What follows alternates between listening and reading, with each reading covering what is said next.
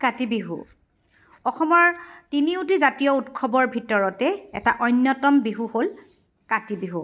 আহিন আৰু কাতি মাহৰ সংক্ৰান্তিৰ দিনা এই উৎসৱ পালন কৰা হয় আৰু এই সময়ত ভঁৰালৰ ধান বা অন্যান্য যিবিলাক শস্য আছে সেইবিলাক শেষ হ'বৰ হয়, সেইবাবে এই বিহুক কঙালী বিহু বুলিও কোৱা হয়।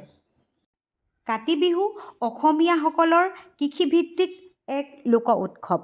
আহিন আৰু কাতিৰ সংক্ৰান্তিৰ দিনাই এই উৎসৱ পালন কৰা হয় আৰু পালনৰ বাবে তুলসীৰ তলত চাকি জ্বলোৱা, পথাৰত চাকি দিয়া আৰু লখিমী আইজনীক আদৰাৰ প্ৰস্তুতি কৰা, লগতে আকাশ বন্তি জ্বলোৱা, এইবিলাক হৈ গ'ল আমাৰ কিছুমান পৰম্পৰা।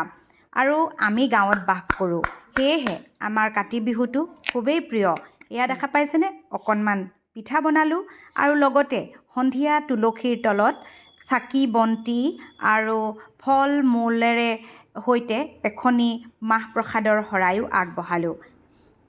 ভিডিঅ'টি শেষলৈকে চোৱাৰ বাবে আপোনালোক সকলোকে অশেষ ধন্যবাদ জনালোঁ।